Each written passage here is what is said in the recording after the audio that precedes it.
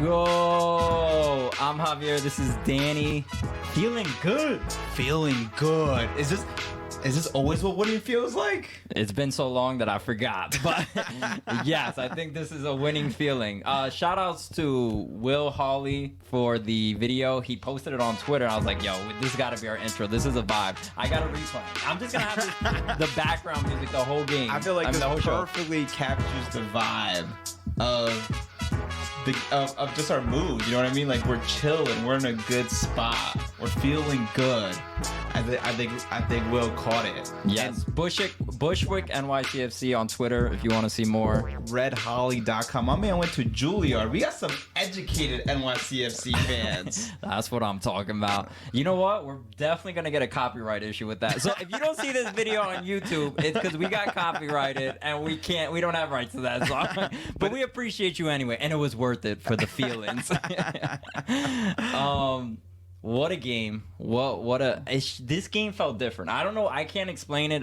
We've been to plenty of derbies. This one felt different to me. And it's the first one that was in Queens. I'm going to preface it that way. It was the first one in Queens. Maybe that contributed to it. But I just felt like this crowd was massive. The number was massive, and it made the environment electric. It was actually, we looked at the numbers, it was 30,731. So we had the second biggest crowd this weekend, right behind the Revs. I don't know how the Revs keep getting fans, homie. Those guys are terrible. They really are. And they got 34,000. Nah, that's those inflated numbers, which we sometimes do too. But this was a real 30,000. It honestly felt like it could have been more than 30,000, which is crazy. It did. But you know what had me thinking? 30,000. Our new stadium's only 25,000. Bro, we can fill up a $30,000. We have fans that fill up at least 30,000. So we're like, a game like this, it could fill up more, but we're only gonna have a max capacity of 25,000. But bro, where's the stadium? It's across the street. Okay, that's interesting. But I'm not across the street. Across the street from where? From Citi Field. Okay, so it's in Queens, right? Yes. What does Queens have? A lot of Hispanics. How many people do we sit in a sedan? I don't get your point though. I'm saying if we could fit 25,000 in a sedan, we could fit 30,000 with 25,000 yeah. people. 2 people per seat like this, tight. No seatbelts. Some people chilling in the trunk. Don't say nothing if you get pulled over. Yeah, bro. It's crazy because I got to the game late, but as I was going to the stadium, already the march happened, but they were like gathering towards like the entrance of the stadium, and there was this big crowd just going, and you see people from coming off the train running to the crowd like they wanted to be part of this atmosphere. This atmosphere felt good straight from getting out of your car. It felt different. It did. And I'm like, we've been to other derbies. Why was the like representation so much bigger? I don't know why it was, but I'm happy it was. Funny story, we were sitting in the press box for the first half of the game, but we were sitting right behind the Red Bull fans. Yeah, so they put the Red Bull fans right in front of the press box, which is so annoying. It's pretty bad. But it's also bad because like you have all the broadcasters there too, so they hear what's going on. Like they hear the Red Bull fans versus the NYCFC fans, and you're at a home game, so it shouldn't be that way. Exactly. So then it's like when we're cheering, we're not supposed to be cheering, but when we want to cheer, the people in front of us are booing, and then vice versa. So just not a good vibe as an NYCFC fan to sit there. So then at the half, we bounced. We just actually stood in a section kind of close to the midfield line and just watched the game from there. And I'm so glad we did that because the vibes were high at the stadium, and you did not get that from the press box. Dude, even there was little kids. We tweeted it. These little kids were saying Red Bull suck, but it was like a whole section. It was like I didn't even know where all these little kids came from, but they were so loud and they're just chanting. I'm like, yo, I'm proud of these kids, man. Bro, but this guy's a bad influence. No, he was talking so loudly that they said Red Bull suck, and he was like, man, I'm so happy. Like, I'm so glad I can see this. I love this generational hate. And the kids were sitting right in front of where we were standing. So anytime anytime this guy said anything, they would start to chant all over again. Dude, they were into it. Yeah, they were so into it. It was like, yo, this guy hates the Red Bulls. We hate the Red Bulls. You be having some weird influence on kids sometimes, man. Don't make me sound creepy, bro. I was just trying to enjoy a soccer game, all right? Oh, no. Kendrick's coming for you, homie. Yo, but the tifo, I like the tifo, bro. The tifo was fuego. This might be one of my favorite tifos. That is fire. Where does this rank up in your tifo? Ooh, I'm not gonna lie. I'm forgetting all the other tifos. The Godfather with the ring. The Godfather. The gorilla on the, I think it was the Empire State Building. Is that considered a tifo, the Brazilian one? Nah, that was not too really. small. That right? was too small. The Brazilian one was fire though. Then this has to be my top. But I also have the worst memory in the world and can't remember any other tifos. This one was fire, dude. I They love did this such a one. good job with this one. Also, I just love that they show the cup and the stadium, like showing you got nothing now. Before you had the stadium on us, now you got no cups. And your stadium's in New Jersey. Yep, and it was like, shut the fuck up. it was pretty fire, bro. I loved it. I loved it. Also, shout out to the people who make those. That seems so hard to do.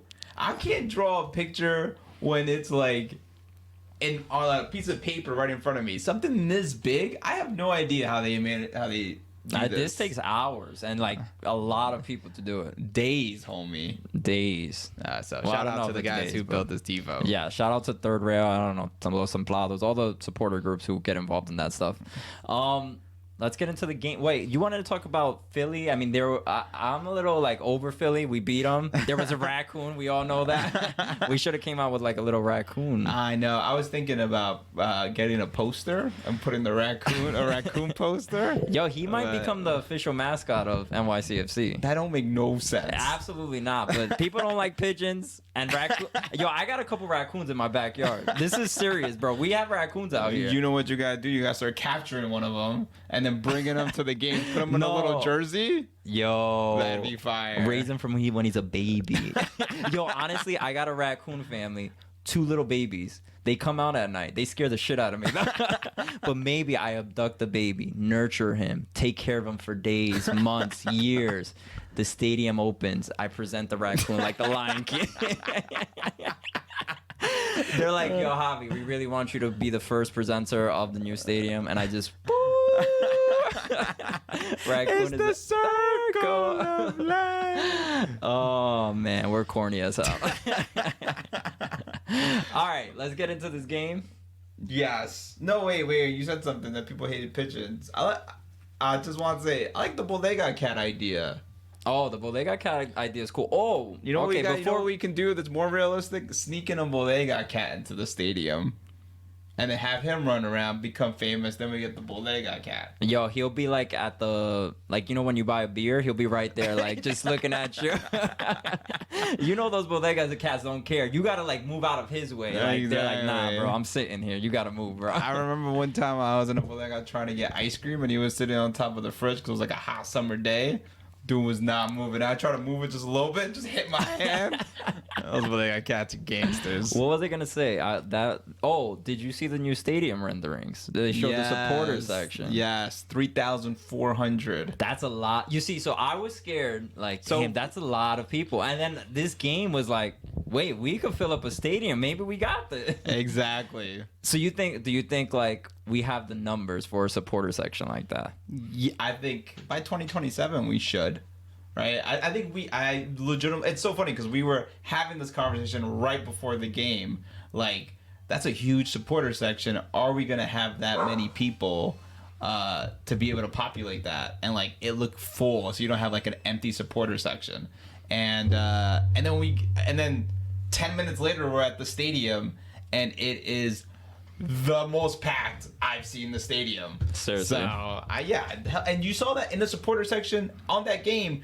there were supporters standing up behind the supporter section because there was like no space. Yeah, it was crazy, insane. man. They opened up that fourth row or the last section 500. Even though I felt like you could have just moved those fans to the bottom, but it was packed. It was packed. So maybe we'll be fine. But it's got to be a poppin' supporter section too, where everybody's dancing, everybody's moving, and I don't know if that always happens in ours. Granted, we're not in the supporter section every day, so.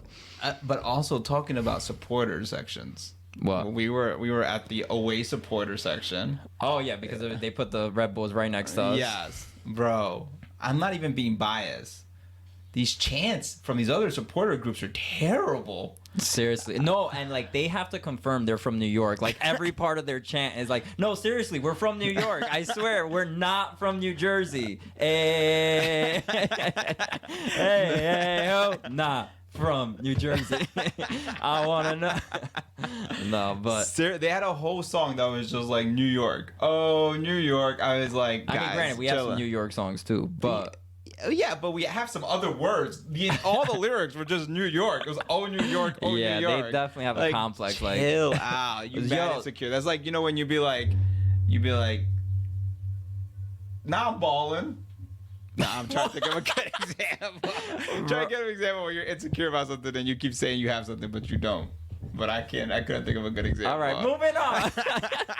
No, one thing, we didn't, so the Red Bulls were sitting right next to us. I have my laptop like this, acting all studious, like I'm actually writing notes during the game. I'm not doing anything. I'm just watching the game. But I'm there with my laptop up, and I didn't realize, but when the Red Bulls score, I get the finger by a Red Bull fan. I think it was directed at me. I could show you guys a snapshot. I didn't do it for the video, even though I should have. For the kids. Yeah, we had to blur it out, but yeah, he was giving me the finger. The reason I didn't even notice because I would look down when the score happened, and I was like, wait, what just happened? So I'm looking at the TV on the top, and he's giving me the finger, bro. That's crazy. Rude. We did. It was very hard for us to contain our emotions after the first goal. No, so we didn't do anything. No, that's not true. We were very calm. We were fine. Nobody heard anything. I think it was the stickers because you could clearly see NYC. Look at NYCFC Forever right here. This shit is crazy, bro. They make sure you know who they are. That's that 28 font calibri right there. Let's talk soccer. All right. So vibes were high. It was electric. But before that, we got the lineups. Yo, lineups were crazy. When I see this initial lineup, I'm like, Nick Cushing has massive balls. How the hell do you oh, my bad. I didn't mean to take it off. How the hell do you start Jovan? I mean, honestly, I was like, does Alonso deserve the job because he scored the last game? I think it was the last game or the last game before that. So I was like, okay with that, honestly. I didn't have a problem seeing Jovan there. I was excited to see Jovan. Did I think he was going to do anything? Probably not. But we've had multiple strikers not do anything all season in one game, so I wasn't too concerned about it. What'd you think? I think you put I was leaning towards you put Mounsef in the game. Granted, I've been complaining like Mounsef, you can't start him, but I don't know. I felt like this was probably a game you start Mounsef just because he's been the guy for so long that at least the team knows him. They know how to connect with him. They know his spacing, where he's going to be at. So when I first saw it, I'm like, you probably have to go with Mounsef. And then I saw Jovan, and I'm like, this guy's just crazy. I don't know what he's doing. But it worked out. I mean, I think it did matter how he played. And then the other person he put on was Tavon. Yes. Tavon for Micha. Thoughts? And Malachi started. I didn't think Malachi would get the start. And that's back-to-back starts for Malachi, by the way. No, I don't think he started. It is. He started midweek? You're sure about that? I think he started on Sunday against Toronto. He played so well in Toronto. They're like, yo, this guy has to... I could be wrong about that. But I'm not sure. I thought he started that game too, but maybe I could be wrong. But I will buy some time and talk slowly while you would you have started Malachi? Like, my only reservation for not starting Malachi is like, yo, this is a massive game. And that's actually why I kind of lean towards Tavon Gray. Because Tavon Gray, experience in big games, experience in derbies, experience in playoffs. Like, you know what you're getting out of Tavon Gray. So that's why I thought, okay, it's not a bad idea to start Tavon Gray over Micha Lenik. And then when I saw Malachi, I'm like, young, a little scary. Like, yo, how is he gonna play and live up to this moment? Yeah, and he did, and he was composed, and he was cool, and he set up a goal in the 3rd minute because that man is a superstar. But yeah, so he didn't play. He didn't play He didn't play on Wednesday against Philadelphia. He played against Toronto, but I think that is very important because he played so well against Toronto. When we talk to Nick Cushing, I think after that Toronto game, he said something along the lines of like, now I really have some tough decisions because there's guys who played really well who maybe we just gave him the start because we needed to have fresh legs for the Red Bulls. But I think Malachi was one of those guys where he just played so damn well. It's like, nah, I kind of got to start him here, right? Yeah, exactly. So I think him doing so well in Toronto led to his Red Bull start. Agreed. And I think what makes him so deadly against a team like this is the Red Bulls love to press. And so then you have a guy who can just burn you if you press incorrectly, you can get roasted by that guy's speed. And you saw him do that in the 3rd minute and multiple times during the game. Yeah, and on that goal scoring play, yo, it was the whole team. That was a whole build-up play. I don't know if you saw the whole sequence, but it was literally 9 out of the 11 guys on the team touched the ball that play. Oh, that's crazy. I didn't know that. And Santi, in the middle, he crossed over a guy, shoop,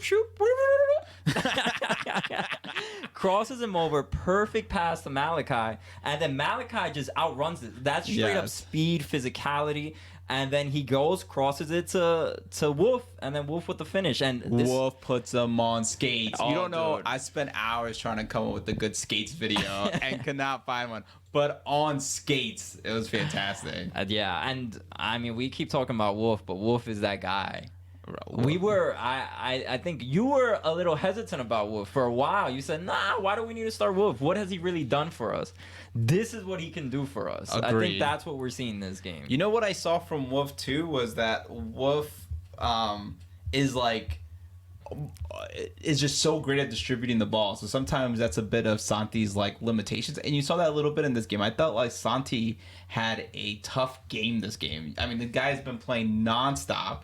He didn't take off any of the days off. He looked exhausted out there.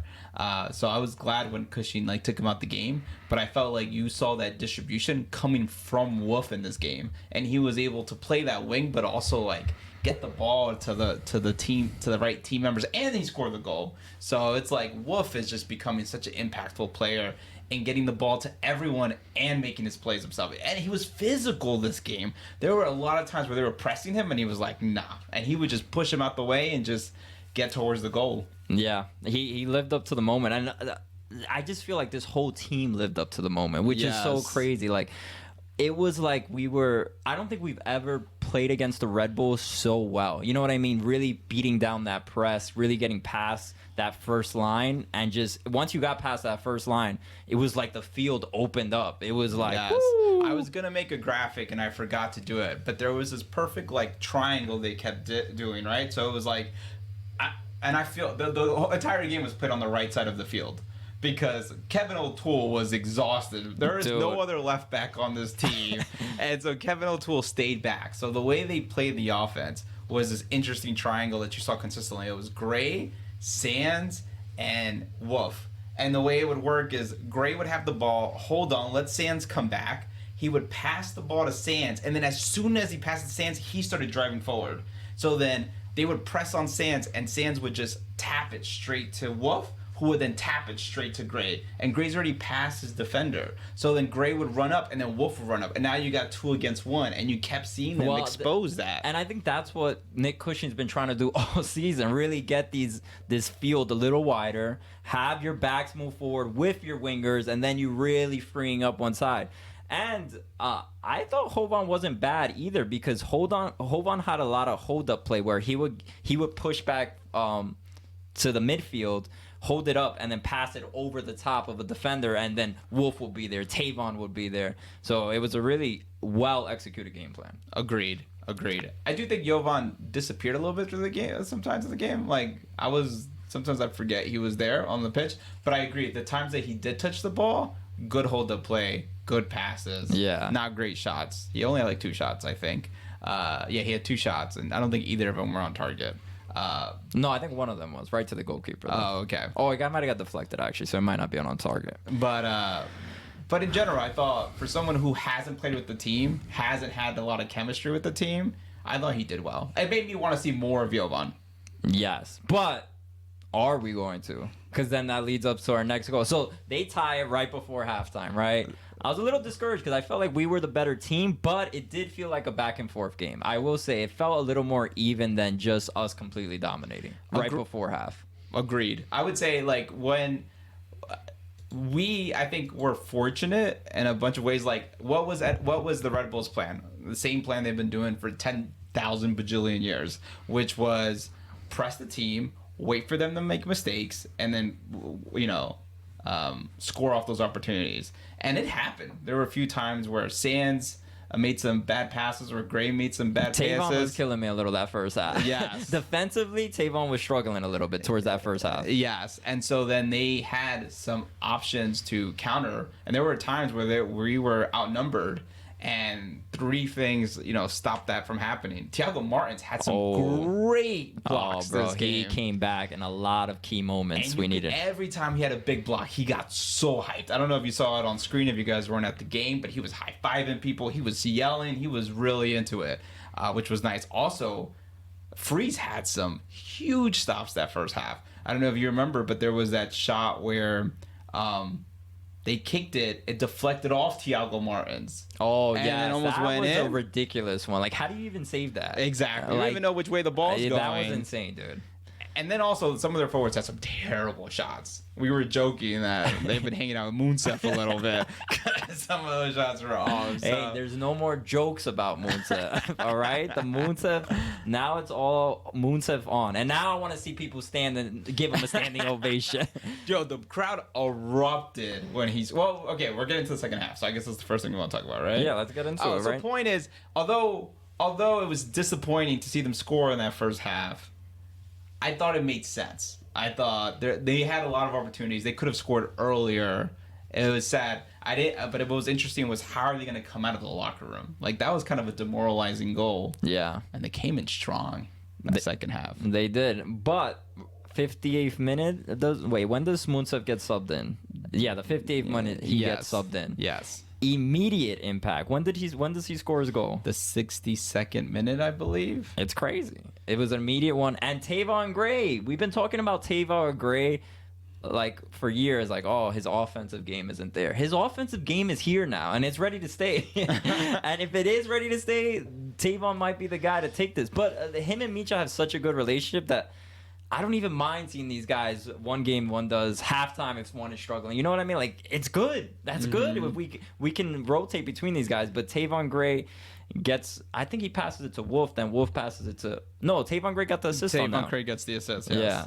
And Mounsef finishes, and it goes right under the keeper's legs. What a nutmeg. Right under the keeper's legs. We haven't seen that since Hey Babe. Mounsef pulling his own Brazilian style right now.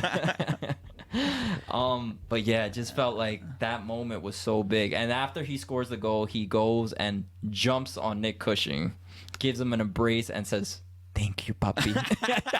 I added the Papi, but he said thank you. You always believed in me. Why are you giving him a Spanish accent, bro? You said Papi. I'm just adding to the joke. I don't know any Algerian Papi version of that. What was your thought of that? Embrace, the hug? Well, first of all, I thought the crowd erupted. I think it wasn't just a weight on Mounsef. It was a weight on the team. And I thought everyone was so excited to hear him score.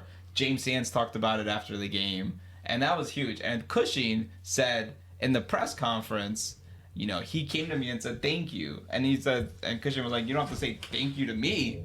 I mean, a little bit, I think you do, because he keeps playing. Yeah, he does keep playing. But Mounsef has been working hard, and he scored his own quality goal, right? So I mean, it was nice. It was nice to see like the team embrace him and him like be grateful that he got an opportunity to score, right? It could have been like, he could have been more arrogant about it, and he was just so humble about it and was like, I really appreciate this opportunity. So I love Mounsef, man. I hope he keeps scoring them. Yeah, scoring them, putting them out, scoring them, like scoring goals. Yeah. Well, so I guess that's my question: does the floodgates open now? And before you answer that, right after that, he takes a dangerous shot that hits the crossbar, but it still feels like the Mounsef curse might be alive after that. No, but that was a deli. Oh, dude, that was like, I don't give a shit anymore. I scored my first goal. This is it. I'm popping off now. And we were not close to that goal, and you heard it. It was like bing. Yeah, that was vibrating. he put everything behind that goal. What a golazo. If we look at Or statistics, non-golazo. so wait. I guess my question to you is it now Mounsef's job again? No, are you? I think it was 1 goal and 34 shots, bro.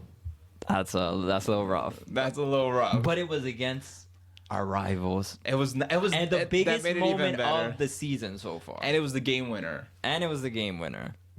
So that's big. I honestly, I got a little excited to see Jovan out there, and I want to see a little bit more Jovan.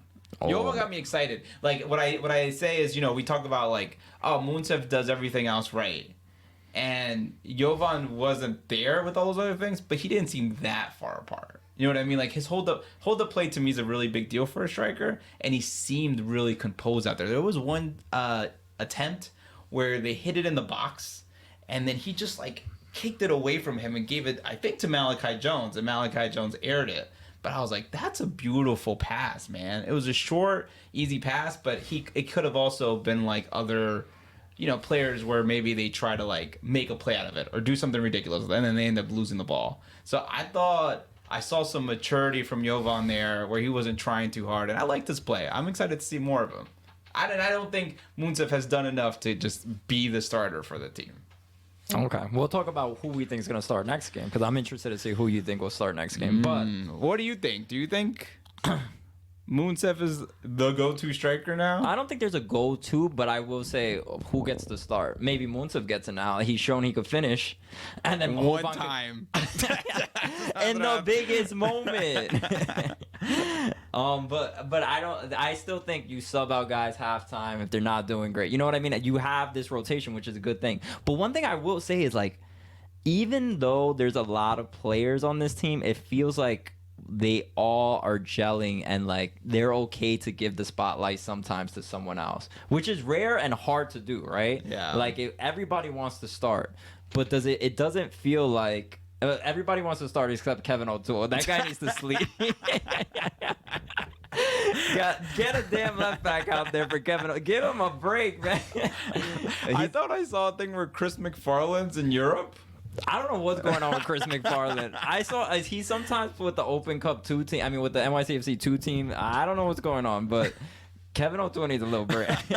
You know what's funny? After the game, I talked to Risa too, because Risa is one of those guys who's consistently playing a lot of minutes, and he's like, "Oh no, I'm not tired." No, and he's like stoic. He was like Kobe Bryant, bro. He's like, no, I don't get tired. I'm good. I never show my. He was basically saying like, I won't show that I'm tired. And then we asked Matt Freeze, and Matt Freeze like, yo, I'm tired, man. And then we were like, oh, well, I guess you got to start taking what Risa's doing, because Risa's not tired. And he's like, oh, word? I'm gonna let him drive the car home tonight. So, yeah, I don't know where I lost track of my whole conversation. Kevin O'Toole needs a break.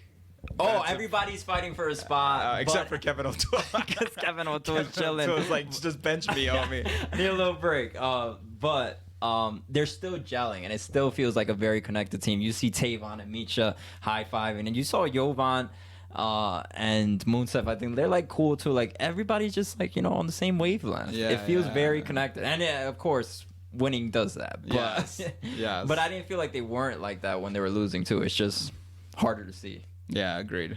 Pereira. Santi finally gets his break because Santi needed that. And Pereira playing the 10. That was crazy. That was great. I really thought they were going to like switch the formation. Yeah. I thought they were going to put Parks at the 10. Nope. Pereira was like, I'm that guy now. Yo, he missed some easy passes. Mounsef might have had 3 goals, bro. He might have scored a hat trick this game if Pereira would have seen him. But it's not his natural position. I just found it interesting that he even did it, to be honest. And honestly, for those passes that he missed, he did play well. Yeah. He brought the ball forward. He didn't find maybe the most optimal pass, but he found, Ojeda, and he found whoever else, I forget who else was out at the time when he was in there, and he was able to come back. That's a big thing too, right? He's like key defensively as well. So it was cool seeing him there. Also, I just love seeing Pereira. Just seeing him out there is great. He just gives it all, bro. You can't ever knock Pereira. It just feels like he's all over the pitch, no matter what position he's playing. Yeah. And then they took out Wolf for Micha. Yeah, that's when they were like, we got to lock down this game. Yeah, With offensively, we're going to park this bus right now. But what I liked about it was Micha was able to get the ball, and then he almost scored a goal. No, and then Micha, he gets fouled, and the guy he got his two yellow cards, so he had the red. Yes. And Micha's like this, I just got fouled. And that pretty much ended the game. Yeah, that basically ended the game. That was perfect. But these guys, it's just such a good vibe. I don't know. This game felt different. And granted, we had this type of run last year. I think it was FC Dallas. We beat them and we were like on cloud nine. It was a City Field game. So I don't want to get too high, but it does feel like the guys who we brought in to make a difference are making a difference, and the process is starting to work. Yes, and they asked Cushion about this after the game, like, hey, you've been talking about the process for a long time. Where are we in the process? And I appreciated Nick Cushion's response. He was like, I told you 2 weeks ago, we're very early in the process. So just because we've won 3 games in a row doesn't mean we're not still early in the process. We are still early in the process. We can still find things that we can improve on, yeah. Exactly. And so I appreciated that response, and I go, there is, like, you see it. We've won a tough group of games. Toronto was up in the standings. Red Bulls were up in the standings. Philly up in the standings. Well, Philly's a middle of the road, man. But the point is, they're not like a terrible team, and we're getting through those. And this isn't even like the best version of ourselves. Like, you know what I mean? Yeah, that's so true. Like, it's just great to see that he feels that way too, and that these guys can just keep getting better and better. Yeah, we've won 5 out of the 6, and it just feels like, you know, we're really there. We're 3rd in the Eastern Conference. Let's go. We moved up so quickly. It's insane. So we're 3rd with 23 points. Inter Miami's ridiculous, though. 31 points. Cincinnati, 30. Toronto, just like you said, 22 points. Union, 17. That's crazy to see Union that low, to be honest. Exactly. So, yeah. So, excited. And last thing I thought was funny about the post-game press conference. So, we haven't been able to talk to Jovan any game before this, and they said it's because he didn't have a translator. So they brought a translator. My man started speaking perfect English. And I didn't even know, like, I only heard a little bit of his English, right? And I was like, were they just lying to us? And then after you guys talked to him, Jovan's leaving, and Esteban comes up to him, and he's like, I didn't know you spoke English, man. Why didn't you say anything? Dude, that translator had the easiest job of her life. I wonder how much they paid her an hour for that game. She went in there like, yeah, I'm going to translate, do my thing. She just sat there, bro. This guy, Jovan, was talking crazy. He was like, yeah, New York is blue. I know English. It's crazy. Yeah, it was so fun. I love how, like, they just found out. This guy's been here for, like, 3 months. They just found out my dude can speak English. My boy did not want to talk to Nick Cushion. He was, like, lying to his teammate. Like, no, I don't know what you're saying, bro. Dude was like, if I don't get a start, I don't speak English. He's like, I speak perfectly English now. But also, something we noticed post-game was there was a lot more cameras post-game. Oh, yes. And there were a lot more people with big boom mics. I asked, they said they were shooting, Apple TV was shooting a documentary. And at the end, what's interesting was that Apple TV was like releasing articles this week about this Derby game. So I think they were hyping up this game because of the documentary. Probably. And you know what's going to happen? What? I'm going to be in that documentary. So I was in they had their thing like this. So this is the back of my head, guys. So just so you know, this back of the head is famous now, bro. You know somebody who's famous. The back of their head anyways. Oh, by the way, so I'm there. We just finished talking to Burke Reese after the game. He's heading out. Me and Michael from Blue City Radio are just standing there waiting for the next player to come. You just see Nick Cushing walking out. They got the whole Apple TV crew, like whole documentary crew. He's holding a Modelo in his hand, looking like a straight up G, bro. Just walking out the stadium with his Modelo. I was like, damn, that's a fire documentary shot, bro. If I ever get a documentary, make sure I'm holding a Modelo in my hand for every shit. See, he looked epic, bro. You know what was funny too, though? Like, we were walking out of the stadium and we're walking to our cars. I don't know if you saw, but I think it was like Matt Freese and somebody else talking at the car with the boom mic. Yo, bro, I wanted to yell at them so badly. Like, yo! And then just see the camera flip and then me be in the documentary for like 10 seconds. That's like one of those cool shots where something uncanny happened. Everybody's like, yo, you remember that moment in that documentary? Yeah, I wanted to so badly. And then Matt Freese says, New York is blue. And he's out.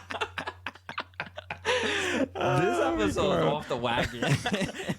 We're too good in a mood right now. It's bad. I like this. Can we always be in a good mood? And last thing about the game. Okay, what? Match day came out. Team of the match day. Nick Cushing made it as top coach. Coach of the week? Coach of the week. Woof. And Tavon Gray. Wow. Look at us. Look at us. We're flying high, bro. It's fantastic. New York is blue, baby. Let's go. All right, let's go on to our next game. We play the Revs. You did your homework. What do we know about them? The Revs have lost the last 4 of their 5 games. They are last place with a whole 7 points. Woo! And somehow they had 34,000 people in their last game, which is great. Maybe you just got nothing better to do in New England. I think that's just got to be it. So their record is currently 2 wins, 1 draw, 9 losses. They struggling. They are struggling. We won't have James Sands, though, because of yellow card accumulation. It's okay, Pereira. He's playing the 10. Santi's playing the 6. Or the 8, I mean. And our record against them is New England has 10 wins, NYCFC has 10 wins, and we have 6 draws between each other. Damn, pretty even record between each other. But the New England of this year is not the New England of prior years. They miss Bruce Arena. They miss him so much, bro. They are just such a mess. So if we had to, we were talking about lineups, right? Mm-hmm. What would you say our lineup would be for this week? Maybe it's just a level of laziness. But run it back, homie. Run it back. Wow. I want to see more hope. First of all, what I like about this game, it could be a trap game, but it could also not be a trap game, and you could experiment. And I think this squad we had could potentially be like our superstar team. And so do I want to see Jovan more a little bit? I do. And I love seeing Malachi Jones out there. Especially because I think my original prediction for the year was that he was going to be a breakout star. And so I want to see Malachi Jones do that. I guess that's a question. Is this our best lineup? Maybe. Oh. Well, I mean, I think Wolf has become the go-to person on the right. Santi has to be the 10. Yeah. So I think the only question marks is Malachi, Gray, and our striker. Yeah, no, Malachi, Gray, and our striker. Yes, I agree with those. Yes. So I don't know yet. I think it's still TBD. I think it's too early to determine what our best lineup is. We've shown this is an effective lineup, but I still don't like not seeing Mounsef out there. Oh my god, bro! But you cannot say that your best lineup is based off a guy playing 60 minutes and not scoring a goal. I'm sorry, but then he's not part of the best lineup yet. We don't know enough yet. I mean, I understand that, but we do know that Mounsef had 34 shots and 1 goal in 12 games. He did it against the Red Bulls. I guess that's worth 10 goals then. Exactly. That's worth a couple extra goals, bro. Let's do betting odds on this. All right. So the betting odds are plus 145 for the Revs to win, plus 250 for the draw, plus 160 for the NYCFC win. And then, so we're not even like favored, really. We're actually not favored. And then it's negative 140 for the over 2.5 and plus 116 for the under 2.5. I don't even know because I keep going with the under 2.5, and now I regret it. This team is lights out. Talking about that, let's look up. You want to pull up our current streak, Dude? You're on fuego, bro. Mike from Blue City Radio tweeted at you. Somebody else wrote on our Instagram was like, Danny. I wonder if Danny took that bet against the Philadelphia Union because that was what plus what? How much? I bet $50 on that game. And how much did you win? And it was plus 300. Oh my god! And so I came out big on that. So I'm up 350. If you guys are following me, you guys are making money. Yo, do not follow me, guys. Just follow anything Danny says. Does he do it with any rhyme or reason? Absolutely not. Does he win money? Yes. So if you're gonna follow someone with no rhyme or reason, this is your guy. If you want to follow someone with logic, follow me and lose all your money. You're at negative $24 right now, man. It's brutal, bro. I cannot win for the life of me. So what's your bet? What do you like? Well, I'm gonna see what your bet is, and then I'll bet the opposite. No, you choose it. You're on fire. Okay. Honestly, I don't think we're gonna fall for the trap. I get we're a young team. I get that you're coming off a big high. It's easy to go, oh, this team only has 7 points. We're gonna take it easy. But I think the team is hungry. I think we don't need James Sands to win this game. We got Pereira. And I think they have some players that are injured. McNamara's injured. Nachos Gill, which isn't that great, but is injured. I think maybe the biggest one is Ryan Spalding, who's injured. So I think we're going to get this win. I mean, compared to all the games we played in the last 5, this is definitely the easiest game. So I don't think this is going to be the game where we we mess up the streak. So you take out the win? I'm taking the win. Wow. I'm gonna be risky just because I'm in a risky bet. $100. $100. I mean, the thing is, if I lose it, I'm still plus 250 on you. So I'm gonna go $100 on NYCFC. I don't know what to do. You know what I'm gonna do? I'm gonna go.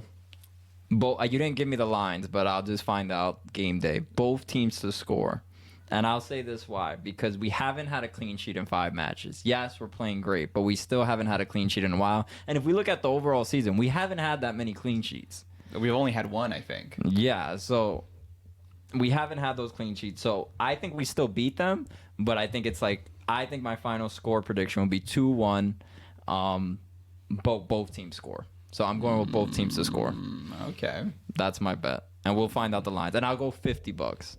$50, you're at negative 24. I mean, I'm upping it. I'm feeding the sports bettors. I'm just giving them all my money, basically. But if you're gonna take the both teams to score at a 2-1, you should just take the parlay. I'm not taking parlays, even though you are the king of parlays. I don't feel comfortable with parlays. All right, wait. What was your final score prediction? NYCFC to win. I will go 2-0. I might parlay that, put 2-0. But that's not counting as my official bet. But I'm not off the record, but I'm going to parlay that with 2-0 record. I think we get the clean sheet. Freese is overdue. And he deserves it, man. He does. We got to go.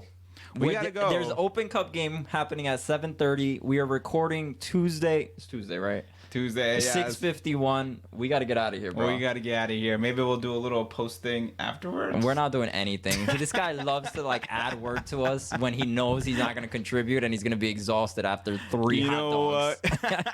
You know what? Hold me to this. If you see more content after this, it's because I added it to the show afterwards. It's not happening, guys. And shout out again to our boy Holly. Will Holly for the audio. Will Holly? No, I think you got that wrong. Is his name not Will Holly? You might be right, but yeah, Will Holly. All right, I was wrong. Peace out, y'all. Peace.